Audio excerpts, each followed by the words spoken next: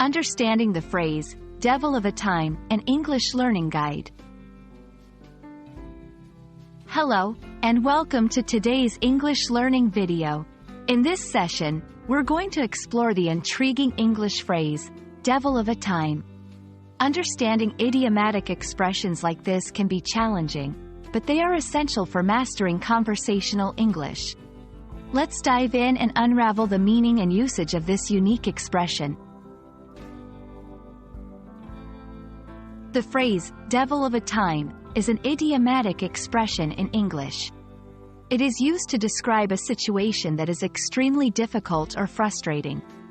Interestingly, the word devil, in this context, doesn't refer to the literal meaning related to evil spirits.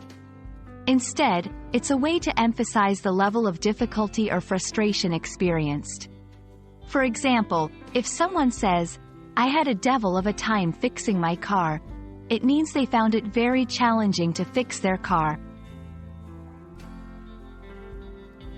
Understanding the origins of idiomatic expressions can often help in grasping their meaning. The phrase, devil of a time, is believed to have originated from Old English sayings, where the word devil was commonly used to add emphasis.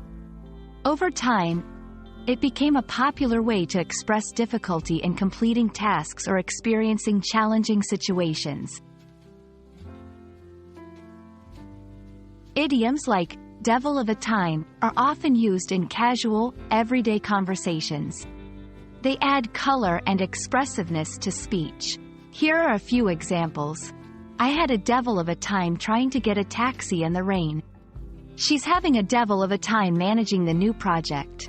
Remember, while this phrase is useful in informal settings, it might not be appropriate for formal or professional contexts. Like many idiomatic expressions, devil of a time can have variations. Some people might say, hell of a time, which carries a similar meaning. It's important to listen for these variations in conversations and understand that they convey the same level of difficulty or frustration.